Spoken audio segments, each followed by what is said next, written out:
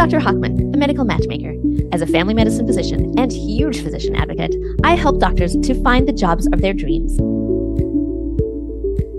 Hello, this is Laura Hochman. I'm a practicing physician and the medical matchmaker, where I help to match physicians with the most incredible private practices around the country.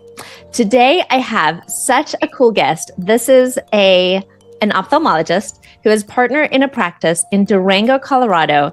And I wanted him to talk to you today a little bit about one of the most stressful specialties out there. And, with that's notorious for having the worst work-life balance, and how they've achieved that in their practice. So welcome, John. Thank you, Dr. Brach. Thank you so much for being here. Good morning. Thanks, Laura. I appreciate it. As Laura said, I'm Dr. Brach. I'm the managing partner of Four Corners Eye Clinic in Durango, Colorado, and I'm joining you from our lovely patio outside my home in Durango. So absolutely beautiful there, John. Tell us a little bit about Durango. What's it like living in Durango? Durango is a small town. There are a couple small communities nearby. The town itself has about 17,000 people. We have an area that probably recruits from about 100,000 people, with the outlying areas and nearby communities. Definitely work-life balance is super important. And I would definitely say that here in Durango, we enjoy probably one of the most optimal work-life balances in the country. We have a number of great physicians that kind of draw from all over the country because of being such a great place to live and work. Outdoor activities are definitely high priorities for everyone. Mountain biking, snowboarding, skiing, river rafting, paddle boarding, you name it. We've got good options kind of all across the board. I love that. And, when I was in residency, my husband and I took a trip to Durango. It's where we did our very first bike trip. And when we were planning out the route, I don't think we really quite realized the hills. So our first day was almost entirely uphill. By the time we got to our first stop where we were spending the night, I was done. There was no more biking to then go get dinner. So, but the way back was quick and easy because it was all downhill. There you go. So yeah, Durango's gorgeous. I love it there. Well, I wanted to talk to you a little bit about retina specialists. So tell me a little bit. So you have an ophthalmology practice that's a multi-specialty ophthalmology practice. And we're going to talk today about retina. So what's it typically like for a retina surgeon to practice medicine? In general, within ophthalmology, as you kind of said, retina is going to be one of our busiest areas. On-call duties definitely tend to be very demanding, or at least fairly demanding, tend to be amongst the busiest specialties within ophthalmology. Here in Durango, that remains to be the case, but it's definitely kind of, you might say, economies of scale. You're going to get a much better work-life balance in Durango, for example, as we aren't a large, bustling metropolitan area. We still have folks that need lots of good help, but certainly the demands are going to be lower. At Four Corners Eye Clinic, for example, our retina specialist generally still works a 4-day week like the rest of us in our group. The way we've always done things is the retina specialist takes part in kind of group call with all of us, which means for them, in general, they're on call once every 5 weeks. Our ask of our retina team has always been that if you're available and are able to help a patient, that we can give you a call and do that. In general, that's usually led to maybe on average one case every week outside normal hours. So you can have busier weeks, but then there are weeks that go by that have no on-call surgeries that are being performed. So in general, retina is very demanding, but it just depends where you're at, of course, and kind of what you're looking for. And how do you typically, the call tends to be a lot lighter as a retina specialist. What does the call look like if you're on for that week? If you're on for that week, still as just kind of the general call, I would say on an average week, we would probably get 3 to 4 calls outside normal hours that week total. And most of those are going to come in like on your weekend days. A heavier week I would honestly say would be 7 calls outside of business hours that week. And those are just answering calls. I might go in once on a weekend or once after hours that week. So in general, it's very doable. That's pretty great. So you really get to go out and ski and do all the things and really just enjoy it. Yep, absolutely. I was on call about a couple weeks ago, and because again we're so right next to where you want to be, I was able to go to our local ski resort, and they were having a chainsaw carving contest, and I was up there. It's 20 minutes outside of town. They have good service. I got a call on the way back into town, answered the call in the car, was able to chat with the person there, kind of get a plan of care established, and saw them about an hour later, kind of how to meet me at the clinic. The best part is you can be doing things and you still have the ability to, if you need to get back into town within 20 minutes, drop what you're doing, do that. That almost never happens, never say never, but I can tell you, I've been up snowboarding and you just pause at the top of the hill, hit my button on my Bluetooth headphones in my helmet, chat with somebody for a minute or two, get something established, ready to go, and then off I go. So it's really a much slower way of living. So, when I think about the hustle and bustle of living in a big city, I mean, I feel like I'm always on the go. I'm running from one thing to another. Like, it's stressful. It sounds much slower, calmer. I would definitely agree with that. Yeah, here in a small town in Durango, it's definitely not, the phone isn't ringing off the hook by any means. You're definitely able to kind of tell yourself, like, I can go do something, as long as my phone with me, we can have some fun. It's definitely the remedy to burnout for sure. I would tend to agree. And I'm just going to pause here and say, Dr. Brach is hiring a retina surgeon. So if this sounds good to you, please reach out to me, reach out to Dr. Brach. We are teaming up on this and we'd love to help you. Or if you know someone who, goodness gracious, is just stuck in the grind, please, reach out and we'd love to help you out here. Something about your practice, which I think is pretty cool. And it's really, I only work with physician-owned private practices because I really value that autonomy and the voice that we have as physicians. Why did you guys choose to have a private practice? There are so many of us that are getting bought out by hospital systems or private equity. Tell me a little bit about that decision that you guys made. I think you put it very well, of course, in that it's that autonomy, it's that maintaining the control and being the physician at the top, making the decisions in terms of how we want to direct patient care, how we want to direct our business.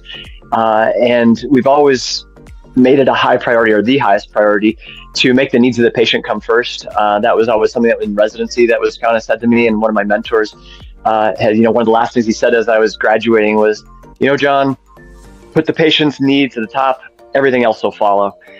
So when I was interviewing around, checking places out, looking to see where I wanted to kind of be long-term, I met my two fellow partners, Josh Ostroki, our glaucoma specialist, and Eric Meyer, a fellow comprehensive ophthalmologist. And in talking to them, it became very clear that patient care was our highest priority. And they had been a physician-owned practice since the inception of the group, which was about 25 years ago.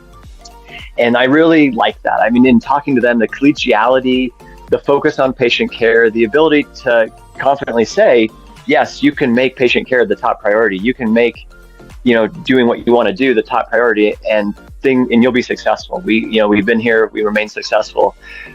So it's never even really been on the radar. We've never even considered, or I think venture capital, for example, or private equity has reached out to us, but it's never really been something that we've even given a second thought. And so we've just been able to enjoy that luxury of being able to be a physician-owned practice, and just kind of, again, maintain our focus on patient care.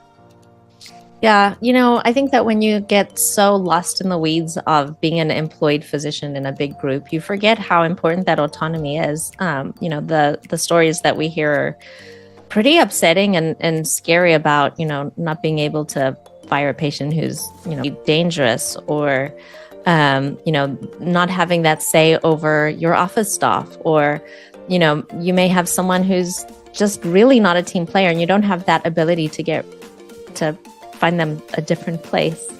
Where in the physician-owned practice, you can call the shots, you can innovate, you can do all the things. And it sounds like, financially speaking, you guys are solid. Like, there's no need for any of that anyway.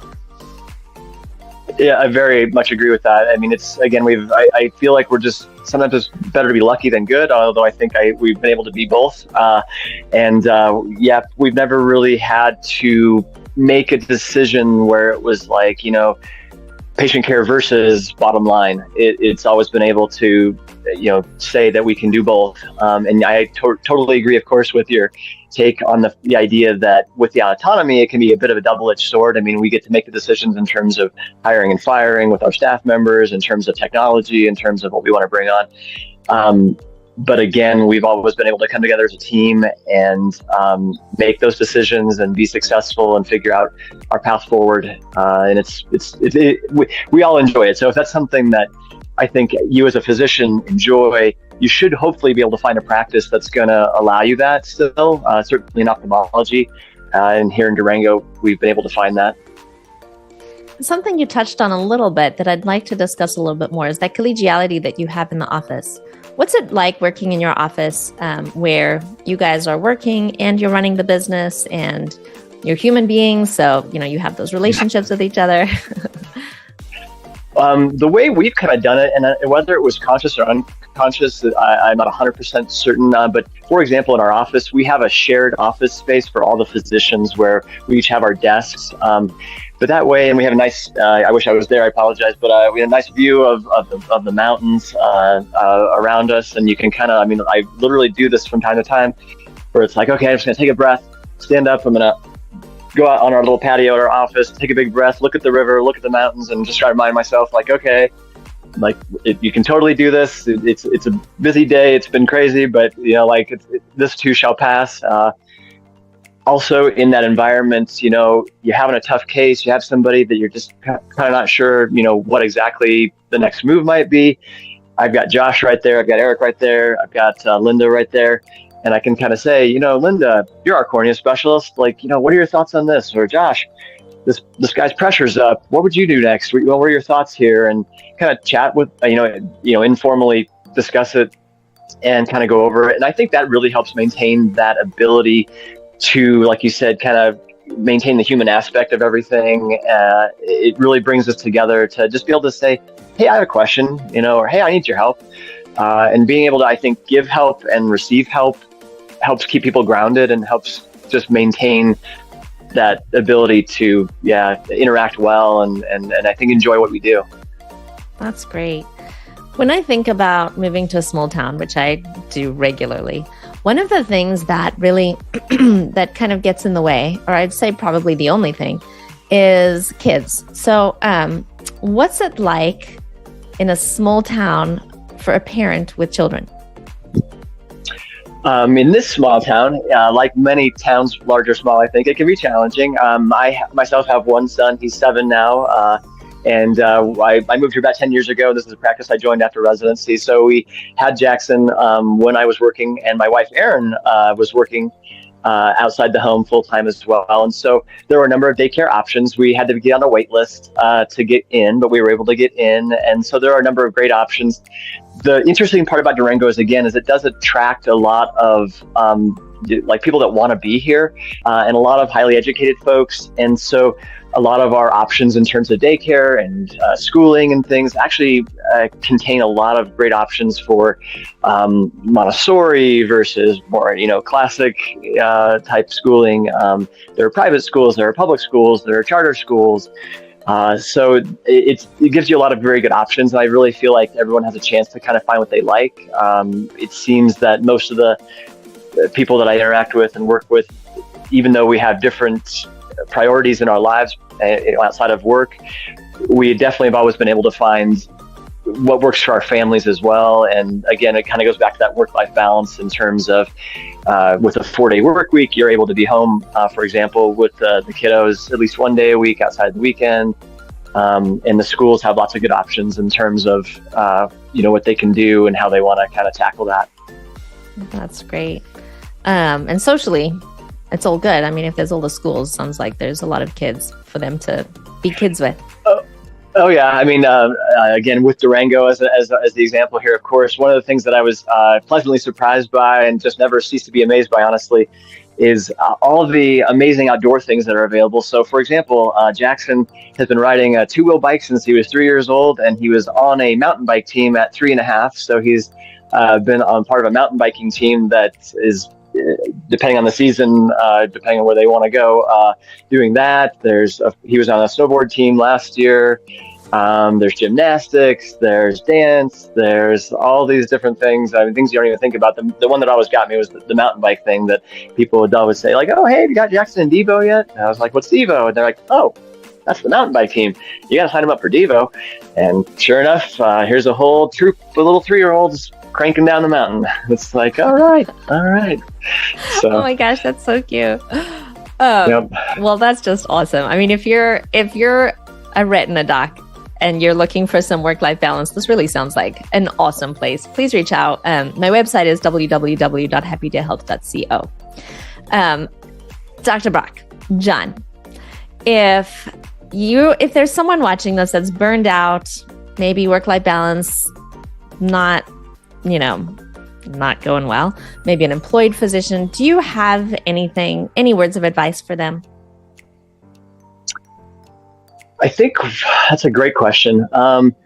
What I would say is what's always gotten me through and kept my, what I want to say, like my spirits up is just going back to the basics. And what, like I mentioned, my attendings had said, even in residency, was like, keep the focus on the patient, put patient care first, and don't be afraid to ask for help. Something else that I think we had learned actually in medical school was from, I believe he went Molesky. He was our trauma surgeon. And I remember him putting his finger up one of those lecture halls and saying, affable, available, able. It's like in that order. That's what you want to be. And that's what I was going to bring myself back to. And so that's what comes back to that whole collegiality and being able to ask for help and talk with your peers and just kind of say, gosh, I'm stumped. Like, what do you think? And if you can bring it back to putting the patient care first, and I think being willing to, give help and ask for help, that's always what gets me through and like reminds me that, yeah, like we're all humans and we're all going to come up against a tough case and try and, if you can, get back into what you enjoy, which is helping people. I love that. Well, you heard it, guys. If you need to, please do ask for help. If you're burned out, if you don't even realize that you're burned out, but you just wake up and you're kind of grumpy in the morning or you're dreading the day, maybe it's time to reach out for help. So if this sounds awesome, give me a contact. If you're looking for a job or just kind of wondering what's out there, give me a call or reach out to me on my website, www.happydayhealth.co. And please do share this with all your friends and all your family. And let's get the word out that practicing medicine can be awesome.